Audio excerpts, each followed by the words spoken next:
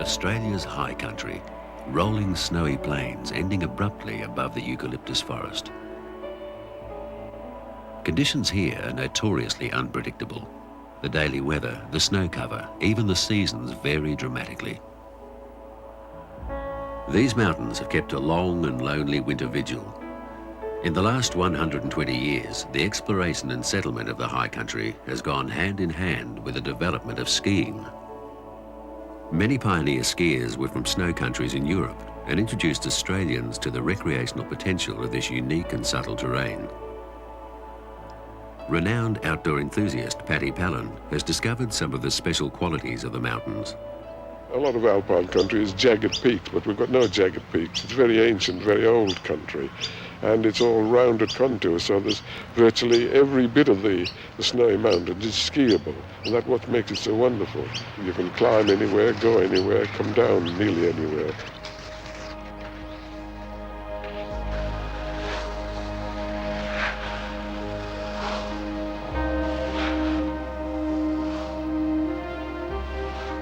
Skiers are only recent visitors here. Man may have responded to a subtle magnetism of the heights long before recorded history.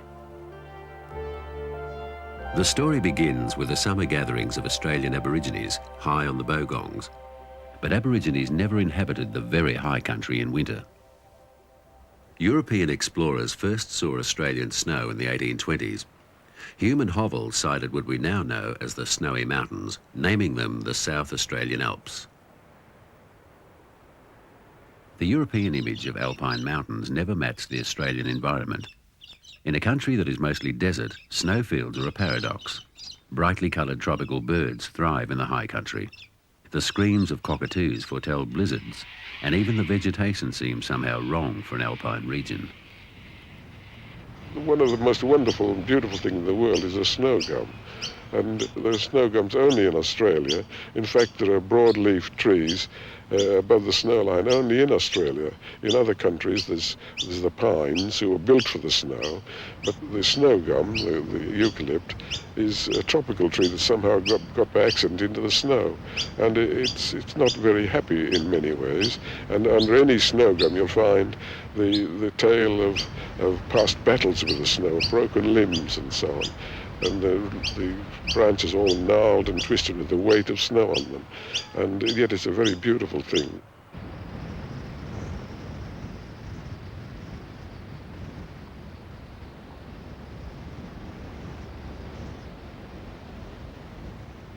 Wet snow turning to sleet or rain, then back to snow again is a common phenomenon.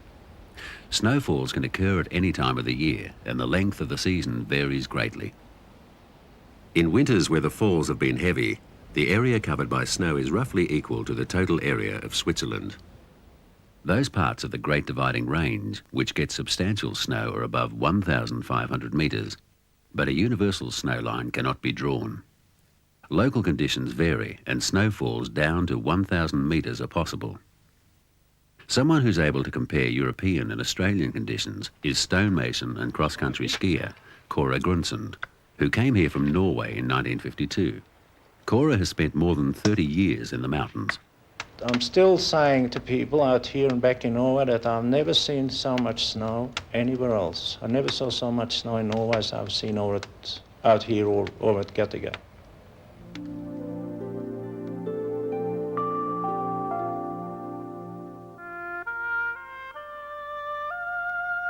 Settlers did not understand the extent of snow cover or the severity of winter until graziers brought cattle into the region in the 1830s. But it was gold fever which drew thousands of prospectors to the remote high plains of Kiandra in 1859. By the summer of 1860, there were 15,000 desperate prospectors at work here. At the time, the government gold commissioner predicted that Kiandra would prove uninhabitable and unapproachable in winter owing to the heavy snow drifts. But the commissioner had failed to take into account the miners' will to win pay dirt. They stayed on despite the hardships of winter. Gold fever was at its height. People flocked from all over the world, jumping ship and throwing in jobs in the hope of striking it rich. Kiandra was the highest and reputedly the toughest goldfield in Australia. In 1867, the Gold Commissioner reported, I was informed by several Chinamen that one Chin Ah-yung was murdered at Rocky Plains, Kiandra, in the said colony of New South Wales. Chinese customs were different, and intolerance grew into hatred and suspicion. In spite of the violent times, the enterprising Chinese set up the Celestial Transport Company and were known as the Camels of Kiandra. A ghostly impermanence surrounds Kiandra, but a legacy in folklore lives on. As the gold ran out, those who stayed, many of them Scandinavians, relied on the rare mail deliveries to relieve winter-bound boredom. Although the identity of Australia's first skier is a matter of legend, a favourite candidate is a Swede named Fatty Charlie. Isolation and cold foster ingenuity, mixed perhaps with a distant ancient memory. They say we go mad here in the snow. What would the Englishers know? Fatty Charlie will tell you. The Norsemen, they come from colder place than Kiandra. Norwegians been living, working, fighting wars in the snow for near 1,000 years. They go where they want, never mind the snow. They know the way.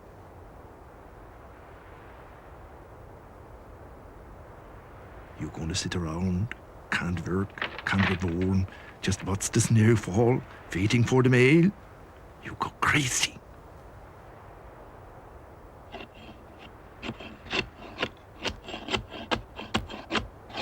You want to get out, go somewhere? You gotta do it the Norseman's way.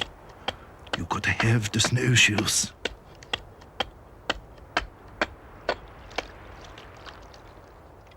The Austrians, they use the timber from the beer kegs to make the ski.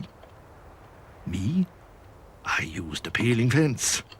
See, works the same.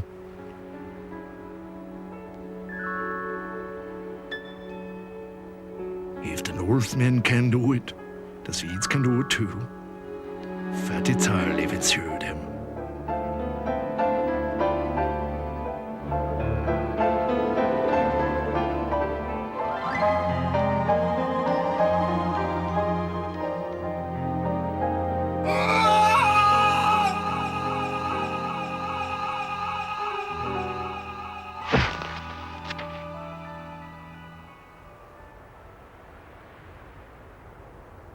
Going down is good. The problem is stopping. Must be a better way of stopping than falling in the snow. Tradition has it that Fatty Schuss prompted other Scandinavians to instruct their fellow miners in the use of snowshoes, and all the palings from the local cemetery disappeared overnight.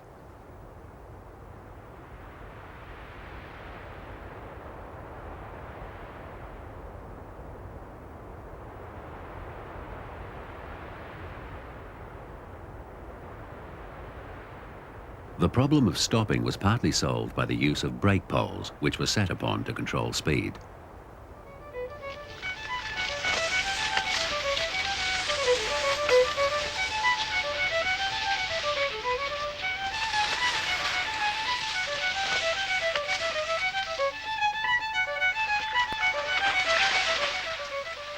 The brake poles were only partly successful. Falling over and collisions were inevitable, and quickly became part of the attraction and folklore of skiing.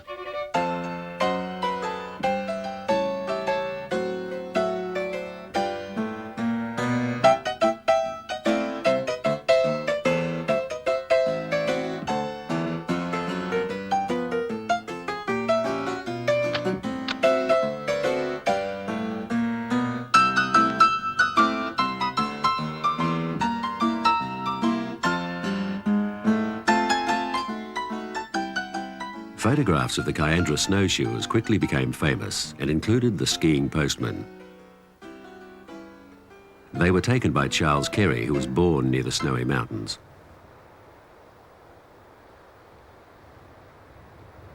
Kerry is rightly called the father of Australian skiing, introducing Sydney-siders to the fascination of what was then known in Kiandra as snowshoeing.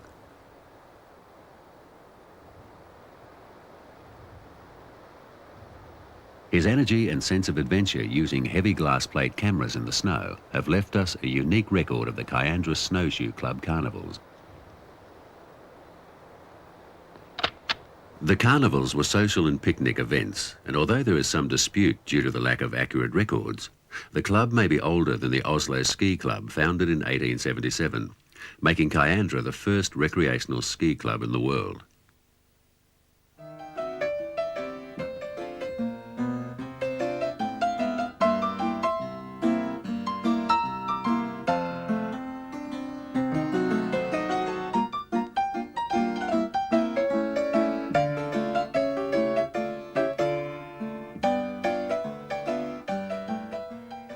Championship races were wild and serious events. Break sticks were permitted and fights frequent. One day each season was set aside for the Chinese. A newspaper description of the day reads, "Freely lambasting each other with poles, pigtails flying and sticks swinging." In the excitement of ski racing, discrimination and hostility were forgotten. Skiing quickly spread from Kiandra. Veteran skier Mick Hull remembers the story of the Peterson brothers, miners who crossed the Bogong High Plains under difficult conditions.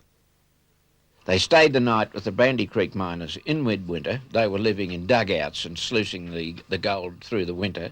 The next day they went from Brandy Creek across Hotham, down on the Razorback where they knocked off an avalanche and lost one of their ski and had to share their ski from there on, down the Bonnecourt Spur, and they got into terrible trouble in the bush of the bottom of the Bonnecourt Spur, arrived in Harryville at 11 o'clock that night.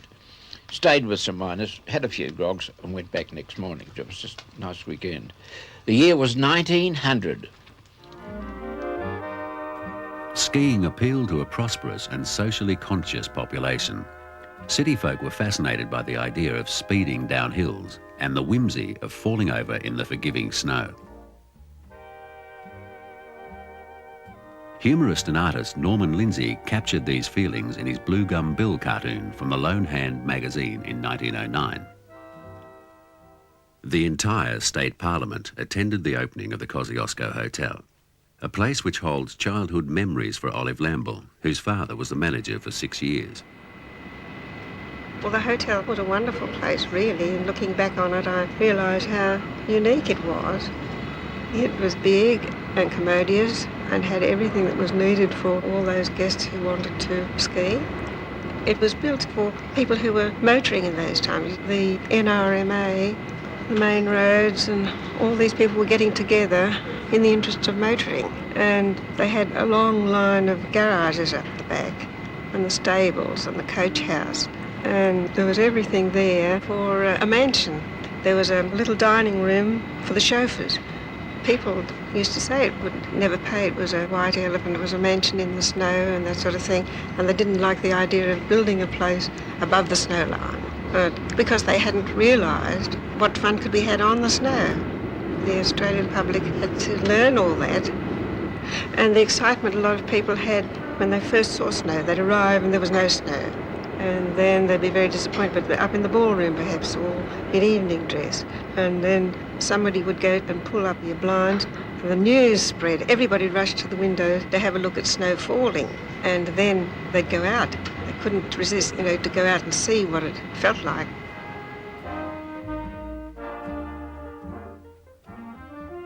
Snow was invigorating, healthy, and before long, fashionable. The mountains began to be seen as glamorous holiday resorts, and Australians made their first romantic observations of the snow country.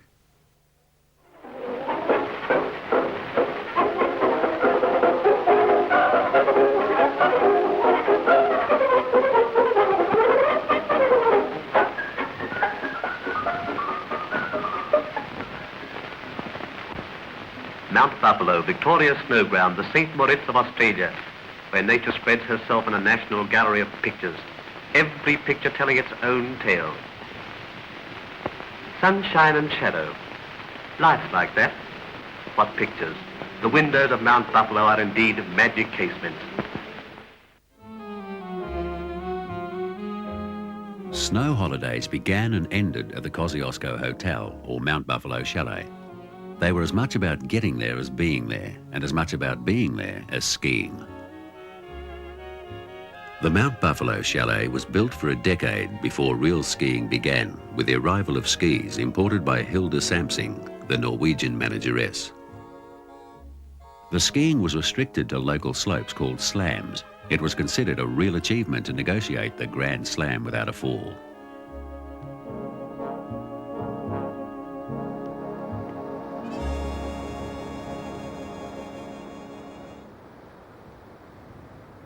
Ski touring began in the prosperous days before World War I. Austrian Franz Moltke and the Norwegian consul of the time set out from Kosciuszko Hotel to the summit of Mount Kosciuszko. It was a gentlemanly tour. Both Europeans were proud of their skiing ability, and despite fog and a fierce wind at the top, they completed the 34-mile journey with ease. Moltke later recorded that they had time to have a bath and change from mountaineering rig-out to dinner jackets. It was an era of epic exploration in Australia, involving journeys from point to point. Their tour pioneered the summit record. The most celebrated contender was Sydney gynaecologist Dr. Herbert Schlink, noted for his Teutonic determination. Dr. Schlink broke the record several times between 1913 and 1923. Mountain historian and veteran skier Aline Mitchell remembers the pioneering of the Kiandra to Kosciuszko route. He really loved the mountains and was really keen to go exploring. I mean, that first trip from Kiandra was a great feat at the time. I mean, everything that's done for the first time is much more difficult than the second or the third time. I think he was very, very keen, and of course, you know, their equipment was fantastically awful. And he said he could hardly do his stem turns because a strap had broken on his ski or something. Well, it takes a fair whack of enthusiasm to drag your ski over all that area when it will hardly turn. Enthusiasm also made up for their barely adequate clothing. Dr. Schlink's companion on one summit record attempt was his friend, Lady Gifford. Their time was only 3 minutes longer than Schlink's previous record.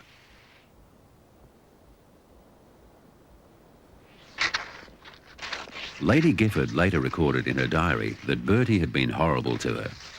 Dr. Schlink defended his impatience, saying that had he been nice, she would have sat down and cried. Those who broke the summit record were held in high regard. Reg Gelling still shows something of his old style, which won him the summit record 50 years ago. Ken Breakspear, who was in his 80s and known as Have a Chat in the mountains, remembers his attempts. Anytime you got up to one of the top peaks and you saw that highest spot in Australia, it's a challenge to get there, not only get there, but to get there and come back and be the fastest bloke that did it. And that was an inspiration with me right from 29 when I heard that Reg Gelling had done it in 6 hours, 9 minutes, so that wasn't good enough for me, so I got up at 4 o'clock, left at 5. Beautiful day, and I had a lovely run up the summit. I was up there at 8 o'clock. And I thought, this is the end of Reg Gelling's record, because I've only got to run back, and surely I can do that faster than going up. And it was fine back and I got to Betts Camp, and then this red-hot sun came out, the snow melted, became mud and slush all the way from Perisher back. And I thought, I'm not going to do it. But I've got to do it, see? And I eventually got back in the 6 hours, 1.5 minutes, and that was a great achievement. The sheer physical inhospitality of this region has taken its toll. Wind and wet snow are a deadly combination, which too often have claimed the inexperienced. Seaman's Memorial Hut commemorates Laurie Seaman and Evan Hayes, who died here in a blizzard in 1928. Few explorers recorded more than the bare facts of their journey. The Austrian Franz Moltke was an exception. He returned alone to the Kosciuszko main range and kept a detailed diary. Softly the sheaves are singing their old song, which is full of joy. It is an ideal ski tour, like every shear what I fished for. The country is as wild as I could never have dreamed of. The sheaves are obedient and follow my wishes. he obviously did not just the sort of traverse of all those mountains, he did a bit of downhill skiing on the sides of them too. And he was obviously a pretty proficient skier, which was early times for anybody to be very proficient at going downhill. But I was fascinated by that because he had enjoyed it so much.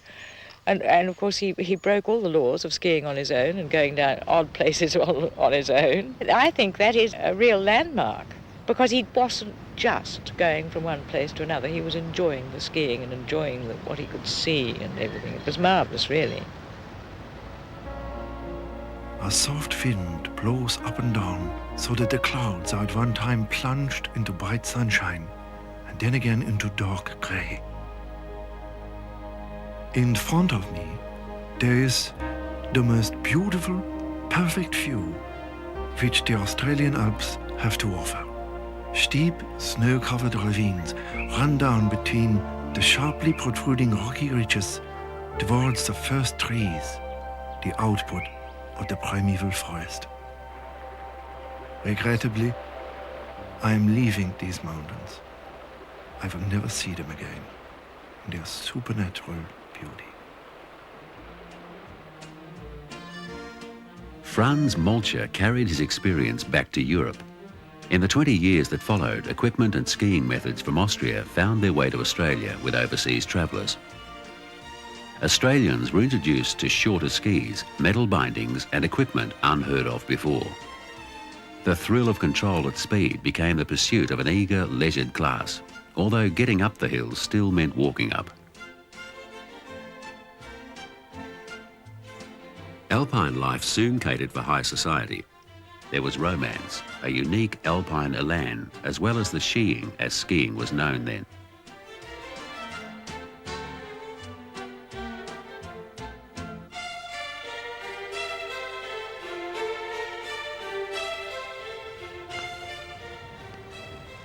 Anybody who kept returning to the snow for the holidays did what we did, went through the same kind of thing. Unless they knew somebody had been overseas in the clubs, they were good enough to impart their knowledge to us and give us a demonstration. And I believe that we're all about the same until 1935 when Ernst Garderazi, a top class, the best man in the Arlberg, came out to teach us. Garderazi was invited to Australia as a ski instructor. He introduced ski classes and the concept of technique in alpine skiing took hold.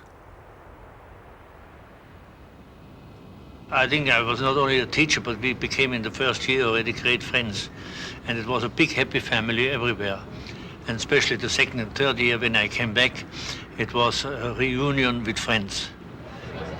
Today we find at least 20 people who I was teaching about 50 years ago, and we meet here and we are all great friends again.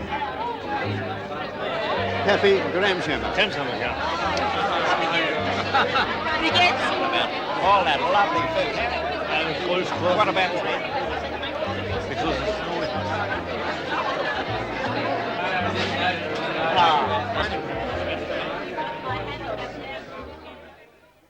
Aline Mitchell was a contemporary of Garderazi's. She's seen here playing the accordion for friends, including her husband, Tom Mitchell.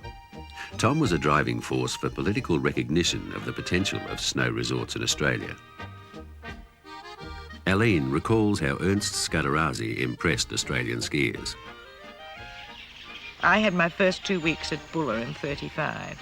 I think that was perhaps Ernst's second year there.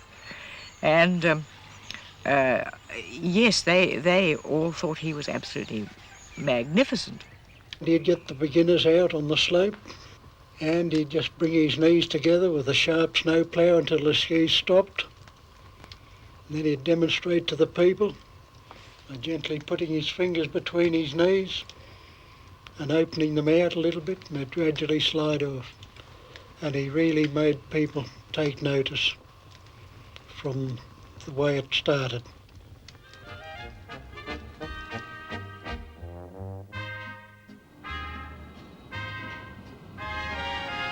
when we installed the Arlberg ski school, it was something new in Australia. And in succession, every year, I started a new ski school with an Austrian teacher in charge of it.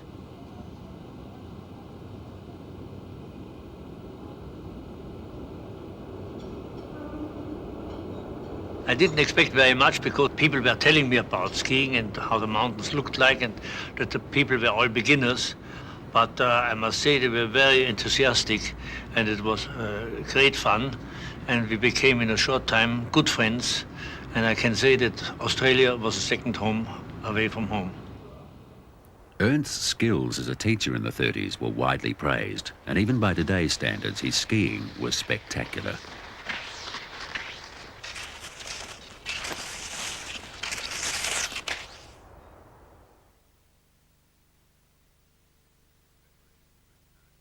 Fitness and preparation were encouraged by instructors like Scatterazzi. Anticipating skiing was almost as much fun as doing it. Promotions by the New South Wales Tourist Authority and the Victorian Government Railways earned a substantial reputation for skiing. The unique Australian enthusiasm that followed transcended even the absence of snow.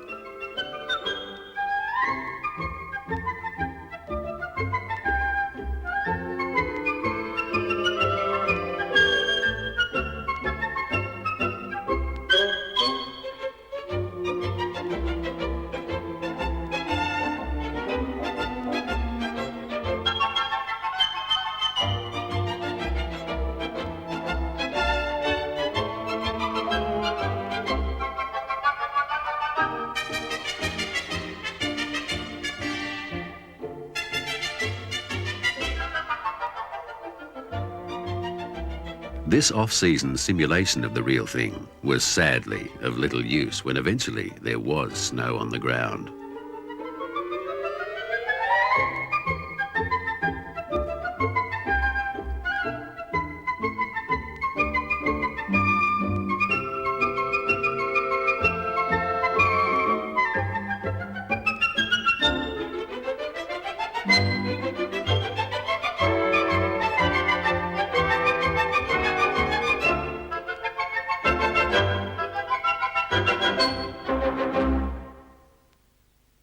Those areas where there is good skiable snow are naturally divided into the large single area of the Kosciuszko National Park in New South Wales and the separate peaks of the Victorian alpine region.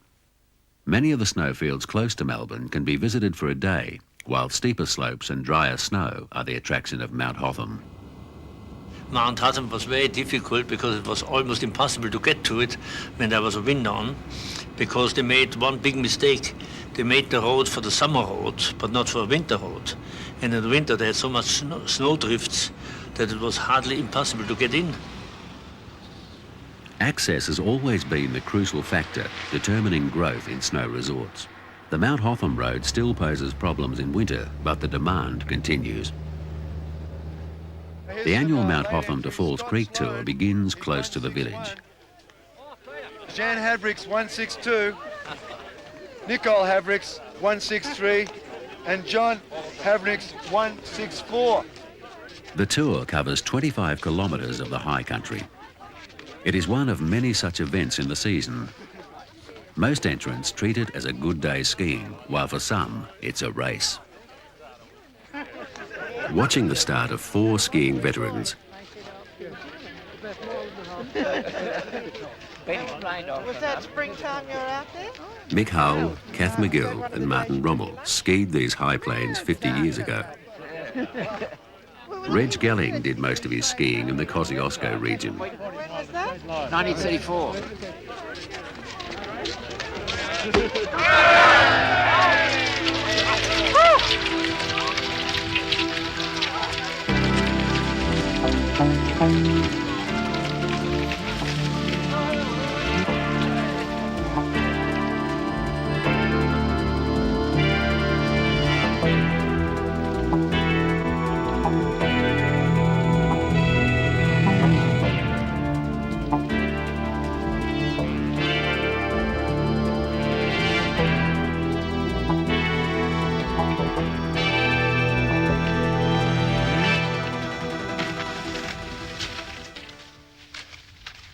The development of skiing, the latest news and old stories are the stuff of dinner table talk at a reunion. With a sort of dark brown colour that sends you silly in about 2 snaps. Mick Hull entertains with anecdotes and tall stories. He also remembers other pioneers like Eric Johnson, who was one of those who introduced him to the mountains. Eric was a Norwegian, and we all had a great respect for the energy of Norwegians, because Martin and Eric, they were the great people with real guts in everything they did. And Eric was famous when coming to Hotham meant riding a horse up the Bonaccord to the snow line, skiing from there in. Now, Eric made it easy. Firstly, he took your skis and pack from you so that you could ride the horse without carrying anything.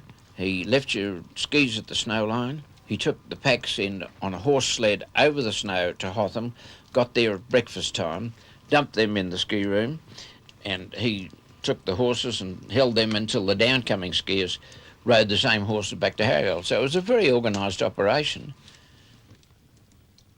Competition grew out of this kind of vigour. A national ski federation was founded in 1932, and an international ski race against New Zealand took place in 1936. Interstate rivalry was keen. The Australian Women's Ski Club held championships in 1932. Kath McGill was a member of the first Victorian women's team and can remember the spirit of touring on the high plains. And when we were expecting all the handsome New South Wales blokes to arrive, and of course they were all watching out for us. They thought it was a bit of a joke, because at the chalet they had much more mod cons than we had here. We just went over for 2 or 3 days and back, because I think they had some touring badges, and we wanted to do that. Kit and I wanted to go right to the other side of the plains and back. It's half a century since Martin Rommel lived on the Bogong High Plains, working as a hydrologist. Skiing can be a difficult sport, but these skiers, all over 70 years old, are proud of their skills. Their enjoyment of skiing is perennial, part of a vigorous way of life. I can't stand them oh dear, what a laugh. Nordic skiing.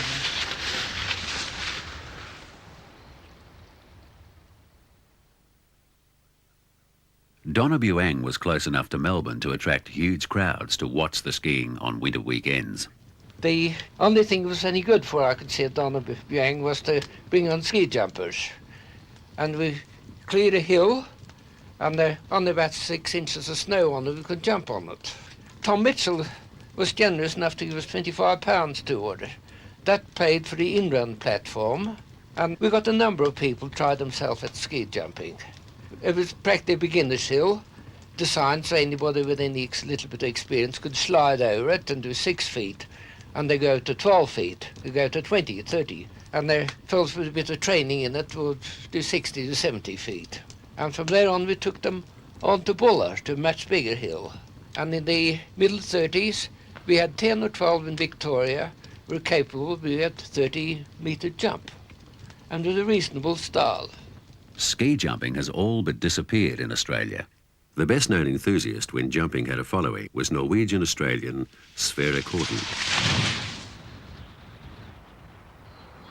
I jumped such a lot at home, you see. I really didn't know any other sport except jumping, because slalom and downhill wasn't known when I left Norway. I was a bit too young to do much cross-country or long-run, so therefore jumping was my forte, and I stuck to jumping. I met these members of the Victorian Ski Club. They were a great bunch of fellows, really they were. And then they invited me to come to Mount Feathertop in 1929 for the championships. And of course that's an experience and a half, because we had to go by car to Harriettville, and then they had to pick up brumbies, horses, and go up to the sort of shepherd's hut up on Mount Feathertop.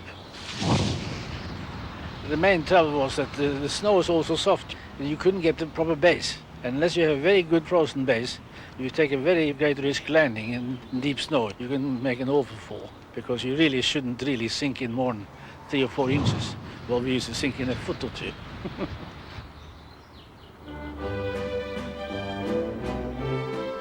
European influence in the mountains reached a peak shortly after the Great Depression. Among the skiing community which flourished at the Kosciuszko Chalet were many Austrians and Germans.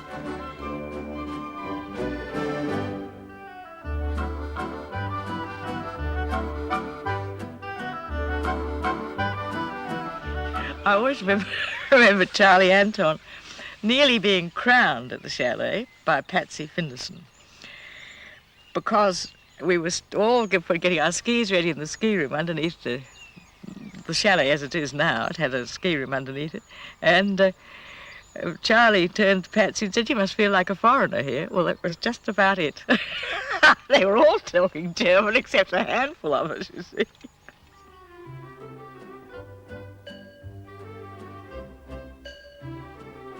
The Austrian Arlberg technique of downhill skiing was firmly established, and inevitably the first mechanical lift was built. The J-bar toe provided leisurely transport up the hills. Despite mechanical troubles which initially limited its use, it innocently pioneered an era of popular skiing. But the innocence of 1939 was to be short-lived. On the other side of the world, war broke out. The war left Australia's snowfields deserted. Most of the German nationals living in the Alps were interned, but skiing wasn't forgotten. Members of the 6th and 7th Division of Australian troops in Syria were formed into the Australian Ski Patrol. They trained in a heavy Syrian winter using Ernst Scadarazi's Frozen Lessons manual. The Kosciuszko area was declared a state park in 1944, although very few people ventured into the mountains in the years after the war. Ted Winter was someone who journeyed into the backcountry then and still does today. He probably knows the mountains better than anyone. In 1951, I was surprised in crossing the range from the Victorian side to find a village at the Guthiga Dam site. A village that was unique because very little English was spoken in it. It was a Norwegian village, owned and conducted and run by the Selmer Engineering Company, a family company from Norway.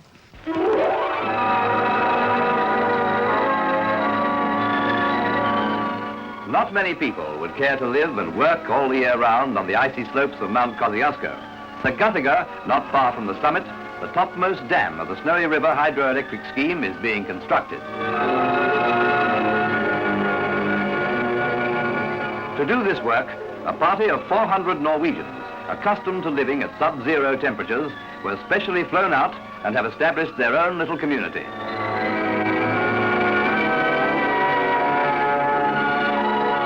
The wives take turns in preparing the warming Scandinavian dishes the men need to keep them fit for their hard work. This includes the driving of a 7-mile tunnel through the mountain and the building of a dam across the upper Snowy River. The Snowy Mountain and Kiwa hydroelectric schemes brought overwhelming changes. Dams, power stations, roads, everything happened on a mighty scale. Undoubtedly, the Snowy scheme and the Guthiga had a tremendous impact on the future of Australian skiing. Not only did it bring some wonderful overseas skiers to this country, Norwegians and Czechs and various people from snow countries overseas, but it also had an impact on the Park Trust. Europeans who came here to build a hydroelectric scheme also brought a new way of life, but recognition of their contribution to the alpine development was still far in the future. At the time, they battled a slow and timid bureaucracy. Norwegians here, we eventually forced the issue with the State Park Trust in those days to give us permission to build our first lodge, because we had a lot of Norwegian sailors in Australia, and we felt that they should have some place like a Norwegian ski lodge to visit in the wintertime. So with that soft stop story went through, and we got permission to build. As soon as that broke through, all the other clubs got very busy, and gradually they forced the issue, and I've forgotten how many hundreds of lodges there are now between Perish and Smiggins. Norwegians are born with skis on their feet, and on weekends they're able to practice their favorite sport. Here they prepare for a special ski jump meeting to celebrate King Haakon's 80th birthday.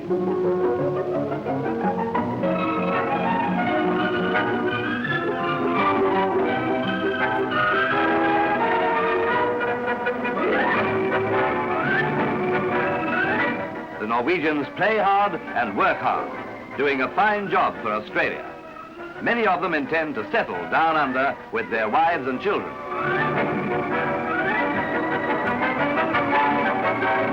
Who wouldn't welcome this fine little fellow as a future citizen of Australia? Not many Australians appreciated the Scandinavian skiing prowess. Ted Winter witnessed their skills firsthand. A young lad myself had come all the way from Cancoban and hadn't seen a soul until we were crossing the rolling ground. And to our surprise, a startled fox was soon followed by an equally red-faced Norwegian, and he spoke rather halting English and told us he'd skied up to Guthigo to see some Norwegian friends, and he was on his way across the rolling ground, aiming from a beautiful peak you could see in the distance. He was still 15 to 20 miles from it, but he had the ability to get there that day and return to Island Bend, having done, I suppose, at the end of the day, something like 50 miles. The beautiful peak in the distance was Mount Jagungal, which dominates the northern part of Kosciuszko National Park and has always been something of a mecca for ski tourers. The subtleties of the snowy mountains have found expression in Ted's poems. Jagungal or Jagungal, say it as you will, or just call it the Big Bogong, which means a king-sized hill. And in case you've never been there or seen it from afar, say from the chair at Perisher or the summit in the car, you'd get the wrong impression. If you just consult a map, you'd find a lowly mountain, and there would be a trap. If a stickler for statistics and you check the altitude, its grandeur may escape you and you'd fail to catch its mood. Full a dozen other bogongs, some by 1,000 feet, exceed this one called Mighty where the river systems meet. This was the area that Kåre Grundsund, newly arrived from Norway, skied in the 1950s with an ease and style new to Australia. It was beautiful out there. Most of the time when we went out there, it was hardly any other people around. And if we saw some there, it was people with big, heavy packs and doing 2 miles an hour. And we used to roar past them in as fast as we could, showing off, of course, till we got on top of a hill and behind a tree, and then we stopped and had a bit of a talk, and then it was beautiful. It was literally a world away from his European home. In 1952, the Winter Olympics in Oslo coincided with the 1 week which Kåre had been given to pack up and move to Australia.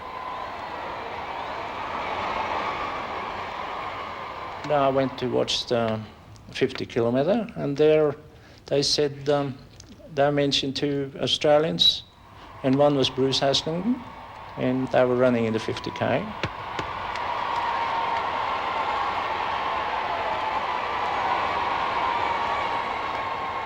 And then, 6 weeks later, I met Bruce at Guthigo. And we have been the best friends since, of course. In the early 60s here, when we were trying to get more people to take it up, we had a hard time. Seen here in 1966 with Paddy Pallin, Kåre was instrumental in establishing cross-country skiing. The Nordic skills required practice and time spent on the snow. There were only 100 starters in the Paddy Pallin Classic Tour of 1966.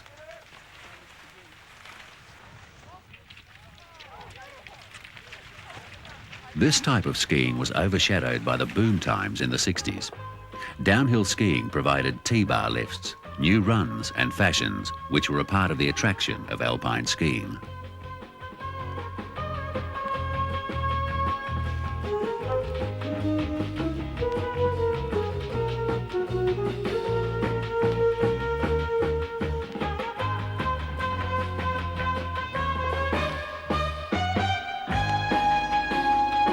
Home movie enthusiasts recorded the days when everyone and everything took to skis.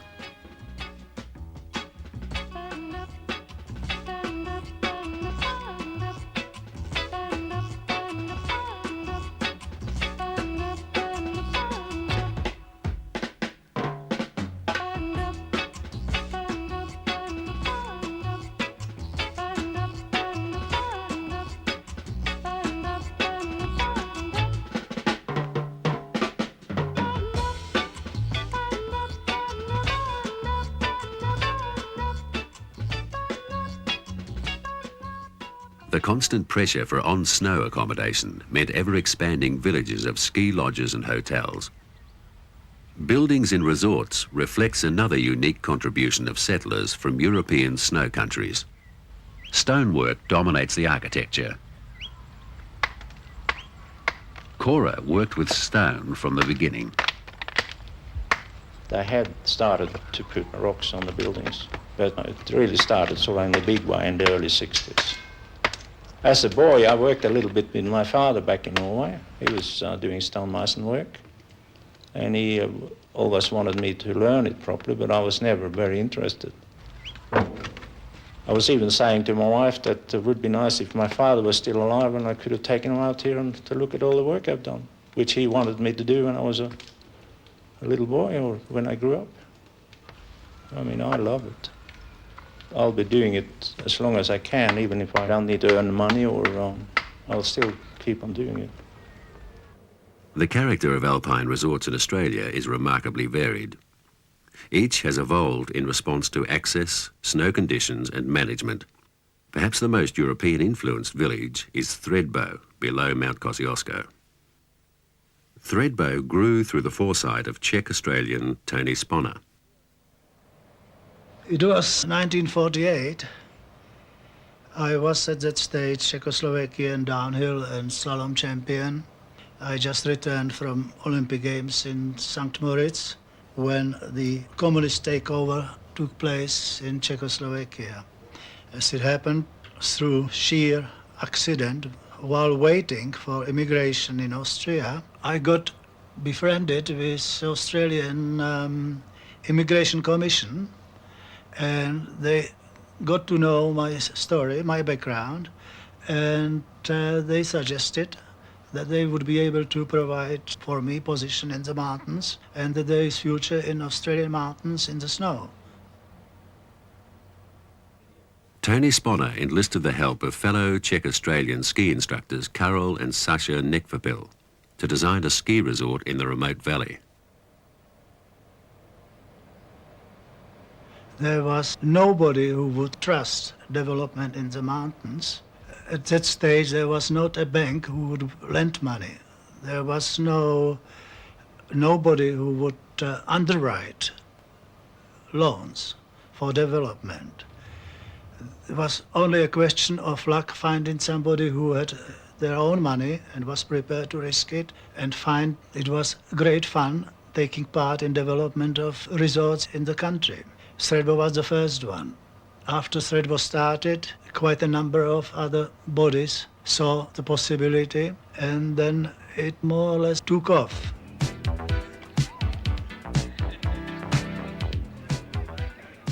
Even Tony Sponner could not have predicted the explosion of popularity which skiing has since experienced.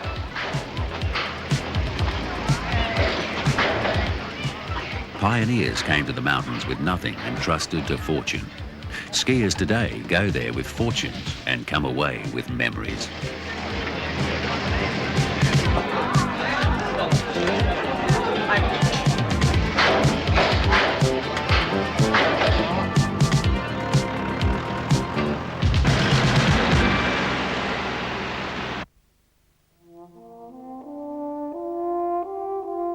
Early settlers from Europe's snow countries have left a colourful and varied mountain history. The high country is now accessible, and skiers can choose between downhill and cross-country skiing. I'm a chap like many more of us. I don't like crowds. Crowds upset me, they worry me, and the things that crowds do worry me too. And so I like to be with a few chosen friends and go touring and quietly going along and enjoying the surrounding scenery.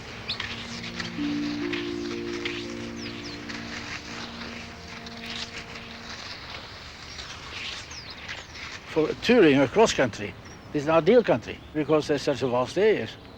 And if you get a bit of soft snow in the spring, there's no worry at tourer. I mean, he'll wax up accordingly and go out in the main range. That's what you really love the sport for.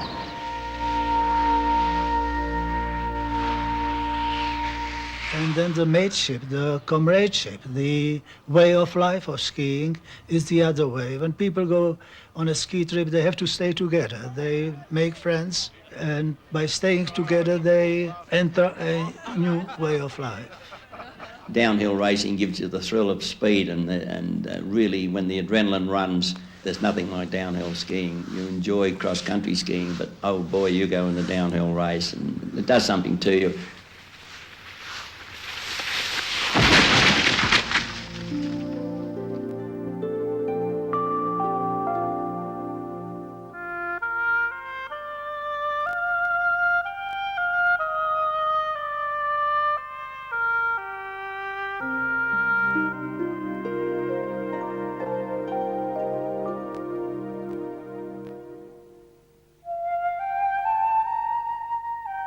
Australian skiing is linked to a past filled with ingenuity and the exploration of a unique environment.